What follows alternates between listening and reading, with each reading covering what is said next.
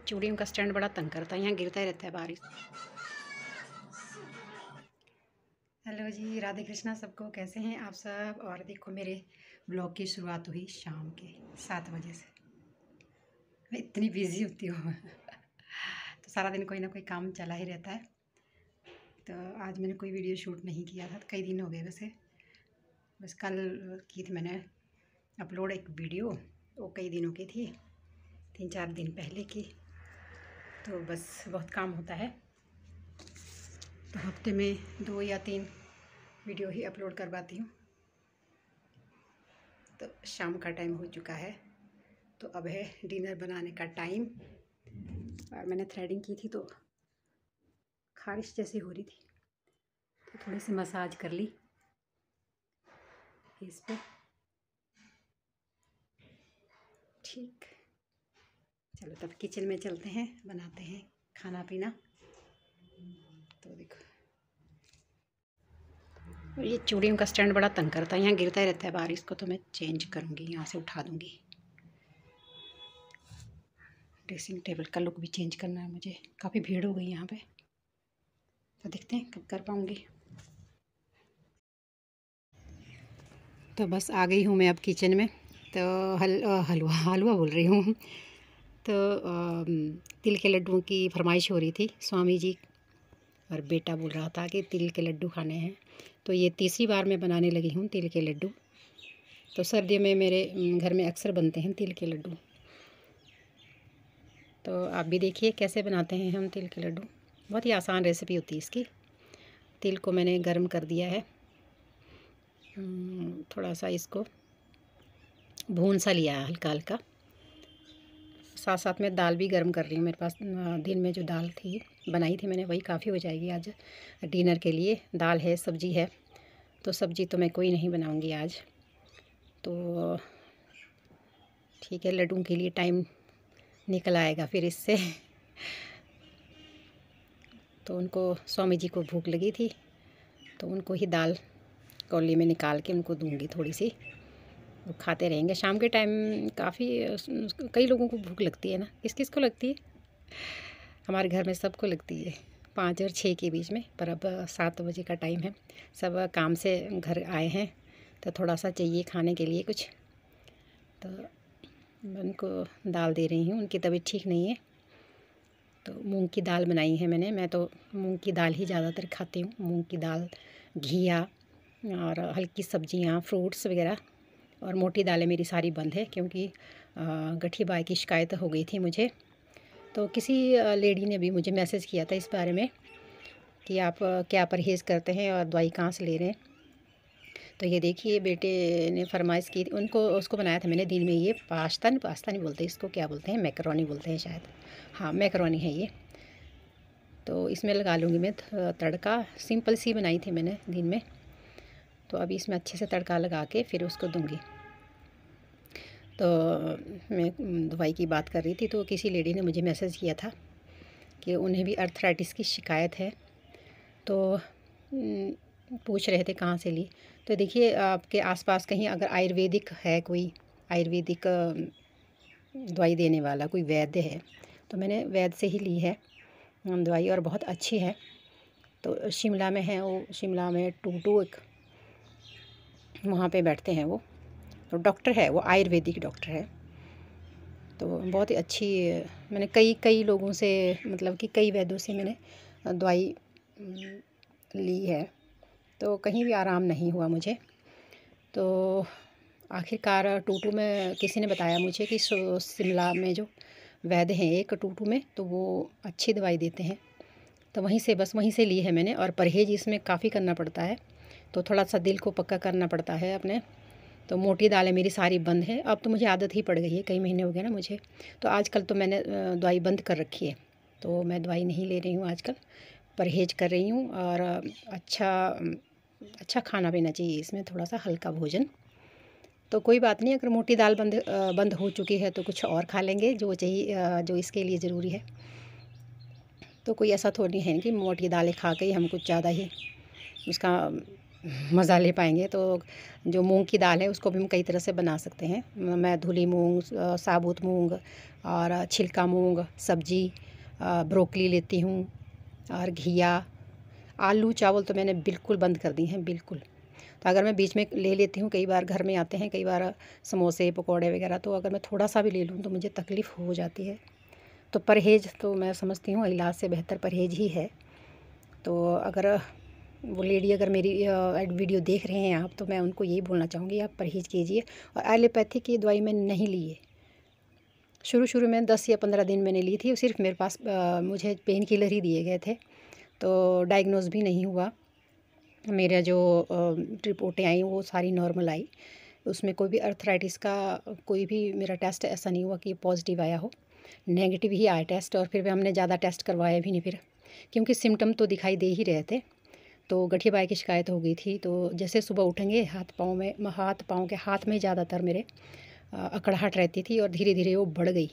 मार्च के बाद ये शुरू हो गया था 2022 में, और बढ़ते बढ़ते फिर ये अप्रैल मई तक काफ़ी बढ़ गया था। और फिर भरी गर्मी में मैंने वैद्यों की दवाइयाँ खाई, तो उससे मुझे और भी तकलीफ़ हो गई। कई दवाइयाँ गर्म होती हैं ना उसकी, वैद्यों की। तो थोड़ा सा आराम हुआ मुझे, बहुत कम आराम हुआ। वैसे शुरू में जिन जिन वैद्यों के पास से मैंने दवाई ली, तो धीरे धीरे करके फिर जैसे जैसे बताते गया कोई कि वहाँ ले लो, वहाँ ले लो, वहाँ, ऐसे ऐसे करके हम टू पहुँचे हैं। तो बस मैं यही सजेशन देना चाहूँगी जिनको भी है ये तकलीफ़, तो आप एलोपैथी तो मैं नहीं समझती कि इसके लिए है कुछ, तो आयुर्वेदिक ही और परहेज़ घर में जो हमारा खान पान है उस पर भी ज़रा ध्यान देने की काफ़ी ज़रूरत है। लेडीज़ जो है अपने लिए एफ़र्ट्स नहीं करती है कि अलग से कुछ बनाएं अपने लिए, कुछ अलग से कुछ करें। कोई घर का कोई दूसरा मेंबर अगर बीमार हो जाए तो उसकी हम अच्छे से देखभाल करते हैं, लेकिन अगर हम खुद बीमार हो जाते हैं तो हम देखभाल नहीं कर पाते हैं, करते ही नहीं, लापरवाही करते हैं।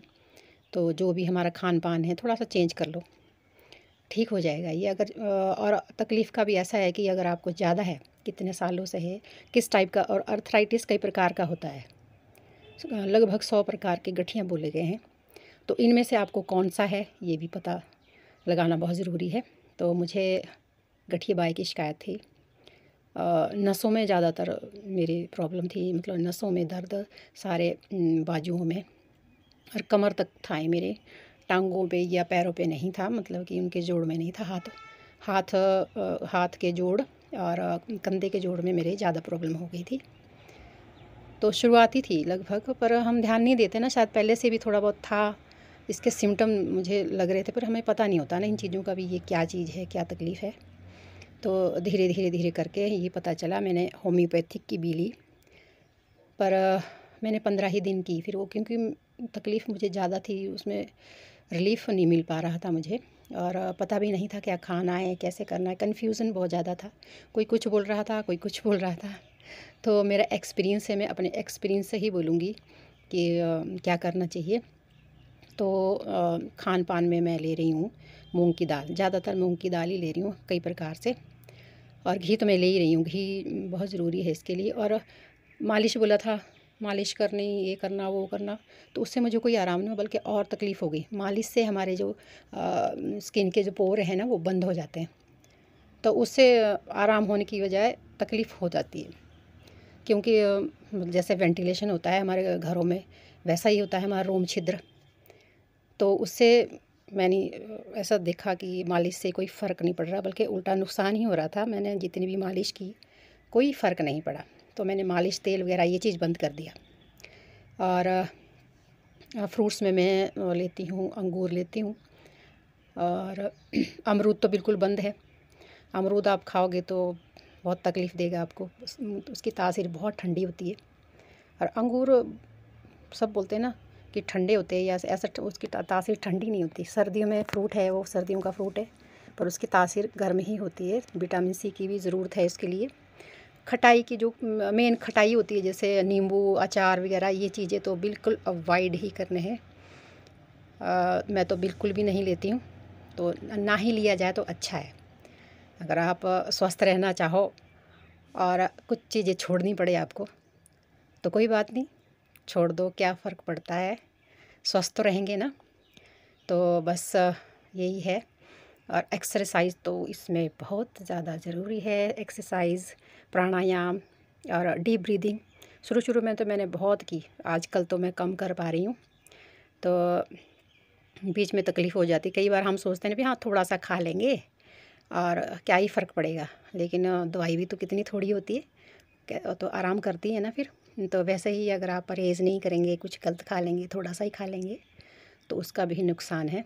तो पहले तो खुद को पता होना चाहिए कि हम ये कोई चीज़ खा रहे हैं उसका हमें क्या रिज़ल्ट मिल रहा है, क्योंकि शरीर खुद बताता है। क्योंकि आधे डॉक्टर तो हम खुद ही होते हैं, अपने शरीर का खुद से ज़्यादा किसी और को पता नहीं होता है।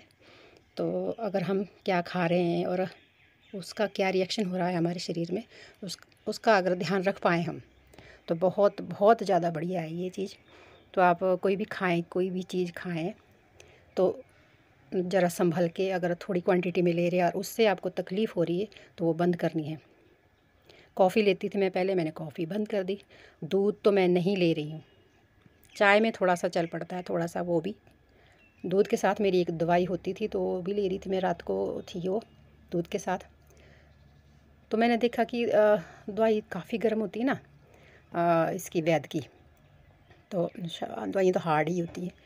तो उससे क्या होता है कि आपके मेरे पेट में पिछली तरफ को काफ़ी दर्द रहने लगा था उससे, क्योंकि वो गर्म थी, तो इसीलिए वो दूध के साथ थी। पर उसका मुझे नहीं लगा कि वो कॉम्बिनेशन अच्छा है दूध के साथ। जैसे मैंने दूध बंद किया तो मुझे काफ़ी रिलीफ़ हुआ। फिर मैंने चालू किया बीच में दूध, क्योंकि हाँ चलो थोड़ा ये भी एक डाइट ही हम मान लेते हैं ना, पर दूध से मैं नहीं समझती कि वो दूध कोई डाइट है। तो मैं दूध शुरू जैसे दोबारा किया और फिर से वो मैंने देखा कि मैं रात को दवाई ले रही हूँ दूध के साथ, तो मुझे तकलीफ़ हो रही है। तो बाद में मैंने क्या किया, दूध के बगैर ही दवाई लेना शुरू कर दिया। तो मुझे तकलीफ़ हुई, लेकिन बहुत कम हुई फिर, क्योंकि दवाई का असर तो हो रहा था, लेकिन दूध के साथ उसका असर कुछ अलग आ रहा था। तो मैंने वो बंद कर दी अपने ही दिमाग से, मुझे कोई वैद्य ने या डॉक्टर ने नहीं बोला।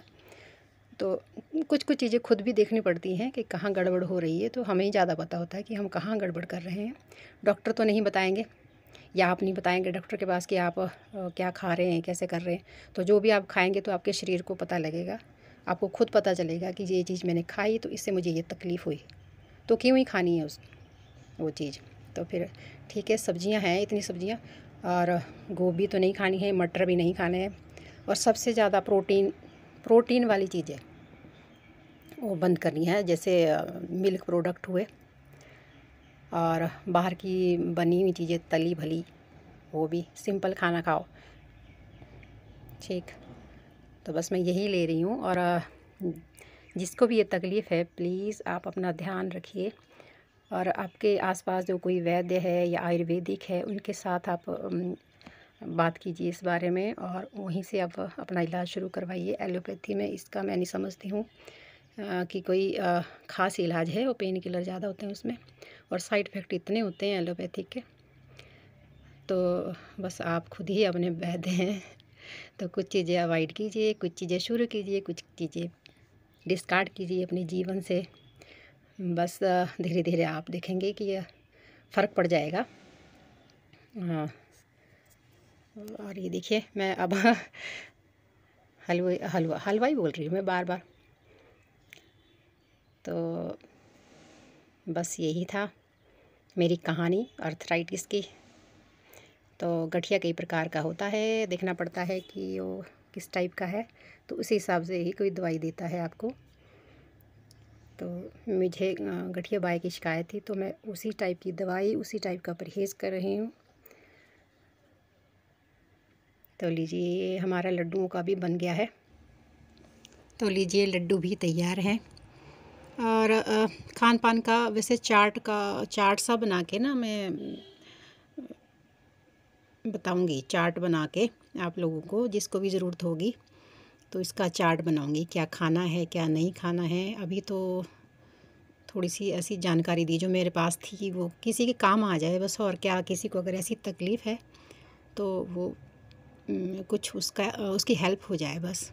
जो मैंने तकलीफ़ झेली है, मुझे पता है बहुत पेन होता है, तो इसका मैं प्रॉपर चार्ट भी बनाऊंगी। आजकल मुझे टाइम नहीं लग पा रहा है, वैसे कई दिनों से वो लेडी मुझे कर रही थी, मैंने किसी वीडियो पे कमेंट किया था इसके बारे में कि हाँ मुझे ये तकलीफ़ थी और मैं ठीक हूँ अब। तो जिसको ये तकलीफ़ थी उन्होंने फिर वो मुझे मैसेज किया, तो फिर मुझे कई दिन रहा ऐसा कि मैं कैसे बताऊँ, क्या करूँ। तो आज मेरे पास ये छोटी सी क्लिप थी, तो सोचा और कुछ क्या करें, फिर इस क्लिप के साथ साथ मैं अपनी आवाज़ उन तक पहुंचा सकूं, उन्हें कुछ बता सकूं ताकि उनकी हेल्प हो सके।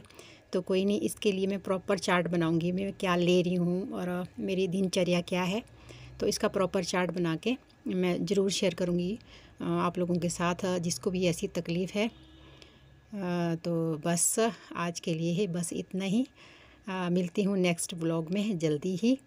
तो आप सब अपना ध्यान रखिए, अपना ख्याल रखिए। मेरी वीडियो देखने के लिए थैंक यू सो मच। मेरी वीडियो पे अगर आप नए हैं, कुछ ही बोला जा रहा है अगर आप मेरी वीडियो पे नए हैं तो कृपया सब्सक्राइब कर लिया कीजिए और वीडियो को लाइक ज़रूर कर दिया कीजिए। तो मैं इतनी एक्सपर्ट नहीं हूँ, पर मुझे ये शौक़ है वीडियो बनाने का। अगर आप सब्सक्राइब करेंगे तो मोटिवेशन मिलता है इससे और अच्छी वीडियो बनाने का। तो मेरे जीवन में क्या चल रहा है, मैंने क्या क्या फ़ेस किया, वो चीज़ें आगे मैं आपके साथ ज़रूर शेयर करती रहूँगी। तो किसी वीडियो में मैं अपना वेट लॉस जर्नी भी आपको बताऊँगी, ज़रूर शेयर करूँगी। वेट लॉस जर्नी, मेरा वेट 70 kg हो गया था तो इसके बारे में भी प्रॉपर मैं बताऊँगी ज़रूर। तो क्या होता है ना, काफ़ी काम होता है ना घर पे, तो इसके लिए मैं टाइम नहीं निकाल पा रही हूँ वीडियो बनाने के लिए। काफ़ी टाइम लगता है मुझे एडिटिंग के लिए और इसके क्लिप जोड़ने के लिए, इतना भी अभी मुझे पता भी नहीं है।